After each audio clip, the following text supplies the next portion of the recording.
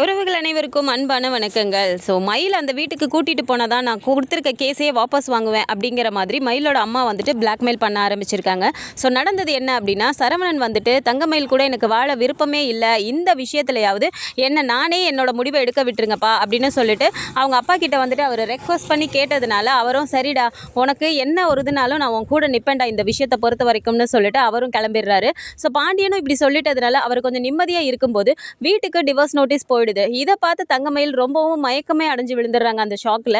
இதை பார்த்த உடனே அவங்க அம்மாவுக்கு ரொம்பவுமே ஒரு கோவம் வந்துட்டு வேக வேகமாக அவங்க அப்பாவை கூட்டிகிட்டு நேராக போலீஸ் ஸ்டேஷனுக்கு போயிடுறாங்க. அங்கே போயிட்டு அவங்க 1க்கு 2 வந்துட்டு வரதட்சணை கொடுமை, அதை வாங்கிட்டு வா, இதை வாங்கிட்டு வா, சீரு பத்தலை, இப்படிலாம் சொல்லி கொடுமைப்படுத்தி 2 நாளைக்கு முன்னாடி என் பொண்ணை வீட்டை விட்டு வெளியே அனுப்பிட்டு இப்போ டைவர்ஸ் நோட்டீஸும் அனுப்பிட்டாங்க அப்படின்னு சொல்லிட்டு அங்கே போய் ஸ்டேஷனில் வந்து கம்ப்ளைண்ட் கொடுக்கும்போது அவங்க என்ன சொல்லிடுறாங்க, வெளியில் போயிட்டு ரைட்டர் இருப்பாங்க, அவங்க கிட்ட கம்ப்ளைண்ட்டை வந்து எழுதி கொடுக்கணும் அப்படின்னு சொன்னோன்னே அங்கேயும் போயிட்டு இவங்க என்ன சொல்லிடுறாங்க, ரொம்பவும் கோவத்தில் ஆக்ரோஷத்தில் கோவத்தில் எடுக்கிற முடிவு எந்த அளவுக்கு தப்பானது அப்படிங்கிறத வந்து இவங்க ரொம்பவுமே ப்ரூவ் பண்ணியிருக்காங்க. அந்த இடத்துல இவங்க பண்ண தப்பு எல்லாத்தையும் மறைக்கணும் அப்படிங்கிற இடத்துல எல்லார் பேரையுமே கொடுத்துட்றாங்க. வீட்டில் ஒருத்தர் பேர் விடாமல் எழுதிக்கோங்க. மாமியார் பேர் கோமதி, மாமனார் பேர் பாண்டியன், நாத்தனார் குழலி, அப்புறம் மச்சான், அப்புறம் கொழுந்தனார், அவங்க பொண்டாட்டி அப்படின்னு சொல்லிட்டு எல்லார் பேரையுமே ஒருத்தர் விடாமல் மொத்தமாக கம்ப்ளைண்ட் கொடுத்துட்றாங்க. கொடுத்துட்டு இவங்க கிளம்பி வீட்டுக்கு போயிடுறாங்க. வீட்டுக்கு போனாலும் தங்கமயில் அழுதுகிட்டே உட்காந்துட்டு இருக்கதை பார்த்துட்டு, ஏய் நீ எதுக்குடி இப்போ அழுதுட்டு இருக்க, இது எல்லாத்துக்கும் ஒரு முடிவு கட்டிட்டு தான் வந்திருக்கேன் அப்படின்னு சொல்லும்போது தங்கமயிலோட தங்கச்சி எழுந்துட்டு, எங்கம்மா போன, மாமா வீட்டுக்கு போனியா, அங்கே போய் அவங்கள பார்த்து பேசிட்டு வந்தியா அப்படின்னு சொல்லி கேட்குறாங்க. நான் எதுக்கடி அங்கே போகணும், இனிமே தங்கமயில் என்னைக்கு அந்த வீட்டுக்குள்ளே போகிறாளோ அவளை விடுறதுக்கு தான் நான் இனிமேல் அந்த வீட்டுக்கு போவேன் அப்படின்னு சொல்கிறாங்க. அப்படின்னா இப்போ எங்கே தாம்மா போயிட்டு வந்த, புதுசாக ஏதாவது பிரச்சனையை ஆரம்பிச்சிட்டியா அப்படின்னு சொல்லி மயில் கேட்கும்போது உடனே அவங்க அப்பா இருந்துட்டு, என்னத்தம்மா சொல்கிறது, உங்கள் அம்மா பண்ணுறது எதுவும் எனக்கு சரியாக படலை அப்படின்னு சொல்கிறாங்க. என்னதாம்மா பண்ண அப்படின்னு கேட்கும்போது, நேராக போலீஸ் ஸ்டேஷனுக்கு போய் கம்ப்ளைண்ட்டை கொடுத்துட்டு தாண்டி வந்திருக்கேன் அப்படின்னு சொல்கிறாங்க. போலீஸ் ஸ்டேஷனுக்கு போனியாம்மா, எதுக்குமா இப்படிலாம் பண்ணிட்டு இருக்க, அவங்களுக்கு இன்னும் கோவம் வர மாதிரி தானேம்மா பண்ணுற, எதுக்குமா இப்படி பண்ண அப்படின்னு சொல்லி கேட்குறாங்க. தப்பெல்லாம் நம்ம மேலே தானேம்மா இருக்குது அப்படின்னு அவங்க சொல்லும்போது, என்ன தேடி தப்பு பண்ணிட்டோம், 1000 பொய் சொல்லி ஒரு கல்யாணம் பண்ணுறது இல்லையா, அப்படி என்ன தப்பு பண்ணிட்டோம், 2 வயசு கூட இருக்கிறதெல்லாம் ஒரு பிரச்சனையா, இதுக்கு போய் அவங்க வந்துட்டு இப்படிலாம் சொல்லுவாங்களா அப்படின்னு சொல்லிட்டு இவங்க இந்த மாதிரியே பேசும்போது மயிலுக்கு ஒன்றுமே செய்ய முடியல. திரும்ப திரும்ப என்னை நீ வாழ வைக்கணும்னு நினைக்கலம்மா, இப்போ இன்னமும் கோவத்தை தானே அதிகப்படுத்திட்டு வந்திருக்க, ஐயோ என்னதான் அவ போதோ தெரியலையே, இன்னும் என்னை சுத்தமாக வேணான்னு சொல்ல போகிறாங்க அப்படின்னு சொல்லி அவங்க தலையில் அடிச்சுட்டு அழுகுறாங்க. நீ எதுக்கடி கவலைப்படுற, உன்னை அந்த குடும்பத்தில் வாழ வைக்காமல் நான் விட மாட்டேன் அப்படின்னு சொல்லிட்டு இவங்க ஒரு சைடு தில்லா பேசிகிட்டு இருக்காங்க. வீட்டில் வந்துட்டு நிரோஷா அப்படியே அமைதியாக உட்காந்துட்டு இருக்கும்போது அங்கே போயிட்டு அவங்க சொல்கிறாங்க, சாப்பிடுங்க அத்தை, இப்படி சாப்பிடாம இருந்தால் என்ன பண்ணுறது அப்படின்னு ராஜி சொல்லிட்டு இருக்கும்போது பார்த்தா வீட்டுக்குள்ளார போலீஸ் வந்துடுறாங்க. இருங்க என்ன விஷயம், எதுக்காக நீங்களாம் வந்திருக்கீங்க அப்படின்னு சொல்லி கோமதி எழுந்து கேட்கும்போது, உங்கள் மேலே பொண்ணு வீட்டுக்காரங்க கம்ப்ளைண்ட் கொடுத்துருக்காங்க, எல்லாருமே ஸ்டேஷனுக்கு வாங்க அப்படிங்கிறாங்க. நாங்கள் என்ன தப்பு பண்ணோம், எதுக்காக எங்களை கூப்பிடுறீங்க அப்படின்னு சொல்லி கேட்குறாங்க. ஏன்னா கோமதி அம்மாவுக்கு இந்த இடத்துல டிவோர்ஸ் நோட்டீஸ் அனுப்பின விஷயமே அவங்களுக்கு தெரியாது, நாங்கள் எதுவுமே பண்ணலை, எங்கள் வீட்டில் சண்டை நடந்ததுன்னா இது எங்களுக்குள்ளரே நாங்கள் பேசி முடிச்சுக்கிறோம் அப்படிங்கிறாங்க. அது எப்படிமா, எங்களுக்கு கம்ப்ளைண்ட் வந்துருச்சு வாங்க அப்படின்னு சொல்லிட்டு தரன்னு இழுத்துட்டு போயிடுறாங்க வீட்டில் இருக்க எல்லாத்தையுமே. வெளியில் கோமதியோட அம்மா இருந்துட்டு அவங்க பார்த்து கதறி அழுகுறாங்க, என்ன கோமதி இதெல்லாம் அப்படின்னு சொல்லிட்டு அவங்களும் கிளம்பி போயிடுறாங்க. இந்த இடத்துல அவங்களுக்கு ரொம்பவுமே வருத்தமாகுது, அழுகுறாங்க பயங்கரமாக. அந்த சைடு பார்த்தா கடைக்குமே ஒரு குரூப் போயிட்டு அங்கே போலீஸ் எல்லாருமே வந்துட்டு பாண்டியன் அப்புறம் சரவணன் 2 பேருமே அங்கே இருக்கும்போது அவங்களையும் அரெஸ்ட் பண்ணுறாங்க. எதுக்காகங்க, என்னங்க அப்படின்னு சொல்லி பாண்டியன் கேட்கும்போது, பொண்ணு வீட்டிலேருந்து கம்ப்ளைண்ட் கொடுத்துருக்காங்க, அவங்கள வந்துட்டு நீங்கள் ரொம்பவும் துன்புறுத்துறீங்க, சீர் செனத்தி கேட்குறீங்க, வரதட்சணை கொடுமைன்னு சொல்லிட்டு அவங்க கம்ப்ளைண்ட் கொடுத்துருக்காங்க அப்படின்னு சொல்லும்போது இந்த இடத்துல சரவணனுக்கு ரொம்பவுமே கோவம் வருது. இங்கே பாருங்கள், தப்பான கம்ப்ளைண்ட் உங்களுக்கு கொடுத்துருக்காங்க அப்படிங்கிறாங்க. தப்போ சரியோ அதை நீங்கள் வந்து அங்கே வந்து பேசிக்கலாம், கம்ப்ளைண்ட்டுன்னு ஒன்று வந்துருச்சு, நீங்கள் வாங்க அப்படின்னு சொல்லிட்டு இங்கேருந்து அவங்களையும் கூட்டிகிட்டு போயிடுறாங்க. அடுத்ததாக அந்த சைடு அங்கே ட்ராவல்ஸ்க்கு போயிட்டு ராஜியையும் கூட்டிகிட்டு போயிடுறாங்க.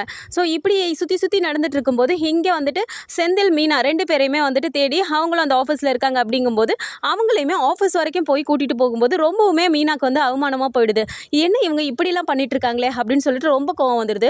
ஸ்டேஷனில் எல்லாருமே மொத்த குடும்பத்தையும் வரவழைக்கும் போது இப்போ இன்ஸ்பெக்டர் கேட்குறாங்க, என்ன இப்படி ஒரு பொண்ணு மேலே வரதட்சணை கொடுமைன்னு வந்திருக்கு, இப்படியெல்லாம் நீங்கள் பண்ணுவீங்களா, ஊருக்குள்ளே நானும் விசாரிச்சு பார்த்தேன், நல்லதானே வசதியோடு இருக்கீங்க, அப்புறம் என்ன உங்களுக்கு பத்தாதா, ஏன் இப்படிலாம் பண்ணுறீங்க அப்படின்னு சொல்லிட்டு அவங்க ரொம்பவும் ஹார்ஷாக பேசும்போது கோமதி அம்மா இருந்து பயங்கரமாக அழுகுறாங்க. அவங்கக்கிட்ட, இங்கே பாருங்கம்மா, அழுதெல்லாம் இப்படி நாடகம் போட்டுட்டு இருக்க முடியாது, நீங்கள் செஞ்சதுனால தானே இப்படி வந்து கம்ப்ளைண்ட் கொடுத்துருக்காங்க அப்படின்னு சொல்லிட்டு போலீஸ் வந்து அவங்க சைட்லேயே பேசிகிட்டு இருக்காங்க. மீனாவுக்கும் ராஜிக்கும் பயங்கரமாக கோவம் வருது. அவங்க 2 பேரும் அந்த சைடு நின்று பேசிக்கிறாங்க. என்ன ராஜி இவங்க இப்படியெல்லாம் பண்ணியிருக்காங்க. அவங்க செஞ்ச எவ்வளோ பெரிய விஷயத்துக்கு நம்மளும் சப்போர்ட்டாக தானே நின்னோம். நேற்று கூட போயிட்டு நான் அவங்க வீட்டில் போய் மயிலக்காவை பார்த்து பேசிட்டு தான் வந்தேன் ராஜி. இதனால எனக்கும் செந்திலுக்கும் எவ்வளோ பெரிய பிரச்சனை தெரியுமா? இது வரைக்கும் அவர் கூட நான் பேசக்கூட இல்லை. இப்படி எங்கள் வீட்டில் பிரச்சனை போயிட்டுருக்கு. இதில் வந்துட்டு இவங்க இப்படிலாம் கம்ப்ளைண்ட் கொடுத்துருக்காங்க. நம்ம அவங்களுக்கு உதவி தானே செஞ்சோம். இந்த விஷயம் தெரிஞ்சிருந்தா எப்போவும் அனுப்பி வச்சிருப்பாங்கல்ல அப்படின்னு சொல்கிறாங்க. நம்ம அந்த விஷயத்தில் அமைதியாக நின்னது தான் தப்புக்கா. இப்போ நம்ம இதை சொல்லவும் முடியாது. சொன்னோன்னா என்ன ஆகும்? எதுக்காக நீங்கள் மறைச்சிங்கன்னு சொல்லிட்டு அத்தை ரொம்ப வருத்தப்படுவாங்களே நம்ம மேலேயும் அப்படிங்கிறாங்க. இல்லை ராஜி, என்ன தான் நடக்குதுன்னு பார்க்கலாம். ஒருவேளை நம்மளையே வந்து ரொம்ப அக்யூஸ் பண்ணிட்டு இருந்தாங்க அப்படின்னா இந்த விஷயத்தை நான் சொல்லியே தீருவேன் அப்படின்னு சொல்லிட்டு மீனா ஒரு சைடு ரொம்ப ஸ்ட்ராங்காக நிற்கிறாங்க. ஸோ வீட்டில் வந்துட்டு மயிலுக்கிட்ட அவங்க அம்மா இப்படி சொல்லிட்டதுனால அந்த இடத்துல மயிலுக்கு அங்கே இருக்கவே முடியல. இப்போ நேரத்துக்கு ஸ்டேஷனுக்குலாம் கூட்டிகிட்டு போயிருப்பாங்க. அங்கே ஸ்டேஷனில் வச்சு விசாரிக்கிற மாதிரி விசாரிச்சாதான் அவங்கெல்லாம் வழிக்கு வருவாங்க அப்படின்னு சொல்லி அவங்க அம்மா பேசிகிட்டு இருக்கும்போது ரொம்பவுமே அவங்களுக்கு அழுக தாங்க முடியல. இங்கே பாருமா, என்ன ஆனாலும் சரி நான் அவங்க கிட்ட போயிட்டு மன்னிப்பு கேட்டுட்டு கேஸை நான் வாபஸ் வாங்க தான் போகிறேன் அப்படிங்கிறாங்க. எதுக்குடி நீ வாழ்க்கையில் நீயே உன் தலையில் மண்ணள்ளி போட்டுக்கணும்னு பார்க்குற? நீ நல்லா இருக்கணும்னு தானடி மயில் நான் இப்படிலாம் பண்ணுறேன் அப்படின்னு சொல்லி அவங்க அம்மா சொல்கிறாங்க. எதுமா நல்லா இருக்கணும்னு நீ பண்ணுறது? ஆரம்பத்திலேருந்து வேணான்னு ஒவ்வொன்றும் சொல்லிட்டு இருந்தேன். ஏதாவது என் பேச்சு கேட்டியா நீ? இப்போ பாரு இவ்வளோ பெரிய பிரச்சனையில் வந்து நிற்குது. திரும்பவும் போய் ஒரு பிரச்சனையை தானேமா நீ பண்ணிட்டு வந்திருக்க. அதுக்கு வீட்டுக்கு போய் நீ பேசியிருந்தாலும் எனக்கு கொஞ்சம் மனசாரி இருக்கும். அங்கே போய் ஸ்டேஷன் வரைக்கும் போய் இப்போ அவங்கள அரெஸ்ட் பண்ணி கூட்டிகிட்டு போயிருப்பாங்கன்னு வேற சொல்கிறியே. என்ன நடந்தாலும் சரி, என்னை அவங்க அடித்தாலும் சரி, நான் அங்கே தான் போவேன் அப்படின்னு சொல்லிட்டு மயில் வேக வேகமாக வெளியே கிளம்பி வந்து ஒரு ஆட்டோ பிடிச்சி அவங்க கிளம்பி போயிடுறாங்க. ஸோ ஸ்டேஷனுக்கு அவங்க அழுதுகிட்டே வேக வேகமாக ஓடி வரும்போது குடும்பம் மொத்தமாக அங்கே நின்றுட்டு இருக்கதை பார்த்துட்டு இவங்களுக்கு ரொம்பவுமே அழுகுறாங்க. அழுது பயங்கரமாக கத்துறாங்க. அப்போது உடனே சரவணன் இருந்துட்டு, என்னடி இங்கேயும் நாடகம் போட வந்துட்டியா? கம்ப்ளைண்ட் கொடுத்து எங்களை ஸ்டேஷன் வரைக்கும் இழுத்துட்டு வந்துட்டீல அப்படின்னு சொல்லிட்டு இங்கே வந்து இவர் கோவமாக பேசுகிறாரு. உடனே இன்ஸ்பெக்டர் இருந்துட்டு, என்னப்பா எங்கள் முன்னாடி நீ அந்த பொண்ணை இப்படியெல்லாம் பேசுகிற அப்படின்னு சொல்லிட்டு அவங்களுமே சொல்கிறாங்க. உடனே மயில் இந்த இடத்துல பயங்கரமாக அழுதுட்டு, மேடம் ப்ளீஸ் மன்னிச்சிருங்க, நான் கேஸை வாபஸ் வாங்கிக்கிறேன் அப்படிங்கிறாங்க.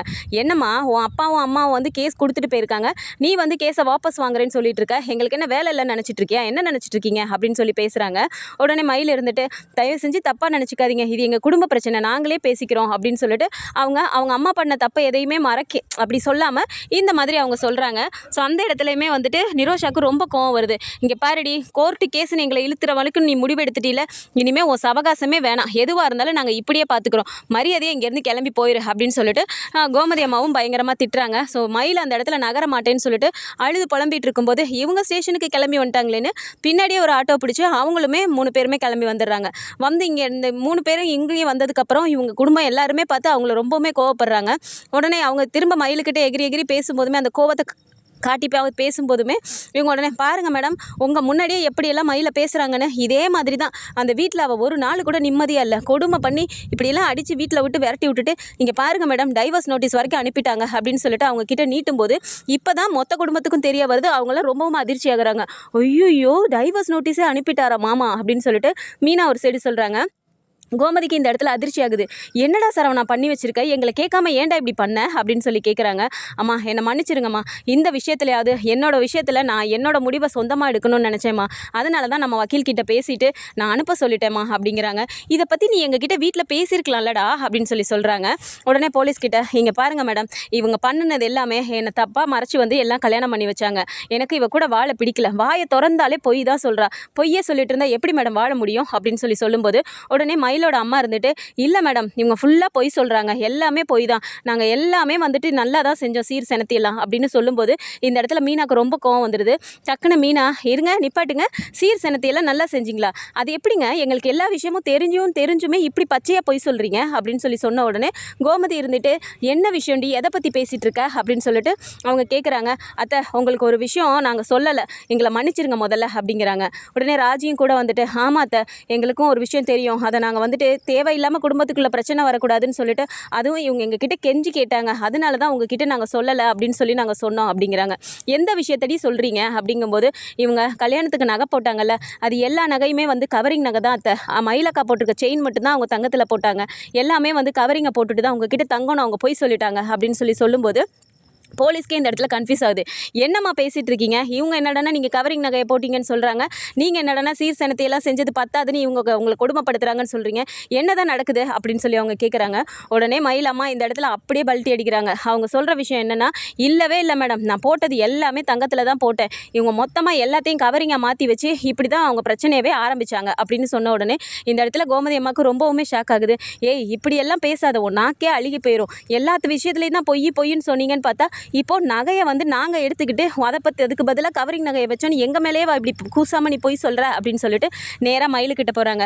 ஏய் இங்கே பாருடி, என்னை பார்த்து சொல்லு, நாங்கள் அந்த மாதிரி பண்ணியிருப்போம் நீ நினைக்கிறியா அப்படின்னு சொல்லும்போது இந்த இடத்துல மயிலை அழுதுட்டு சொல்ல வராங்க. டக்குன்னு அவங்க அம்மா குறுக்க வந்துட்டு, இல்லை எதுக்கு இப்போ அவளை போய் மிரட்டிட்டு இருக்கீங்க, இப்போ நீங்கள் அவளை மிரட்டி கேட்டிங்கன்னா அவள் ஆமான்னு சொல்லணும்னு எதிர்பார்க்குறீங்களா? இங்கே பாருங்கள் மேடம், என் பொண்ணு அந்த வீட்டில் வாழணும், இவங்க தான் கொடுமைப்படுத்தியிருக்காங்க, இவங்களுக்கு வந்துட்டு நீங்கள் தண்டனை எல்லாம் கொடுக்க வேண்டாம், இவங்க வந்து என் பொண்ணை ஏற்றிக்கிட்டு அந்த வீட்டில் வாழ வைக்கணும், அப்படின்னா நான் கேஸை வாபஸ் வாங்குறேன், இல்லைனா அவங்க மேலே நீங்கள் நடவடிக்கை எடுங்க மேடம் அப்படின்னு சொல்லிட்டு இவங்க ரொம்ப துணிச்சலாக சொல்கிறாங்க. ஸோ இந்த இடத்துலையாவது மயில் வாயை திறந்து எல்லாமே இவங்க பண்ண தப்பு தான், அவங்க சொன்னதுக்கு நான் ஒத்துக்கிட்டு தான் நான் அந்த மாதிரி இருந்தேன் அப்படின்னு சொல்லி வாயை திறந்து சொல்கிறாங்களா, இல்லை இந்த இடத்துல என்ன பண்ண போகிறாங்க அப்படிங்கிறத பொறுத்து இருந்து தான் பார்க்கணும்.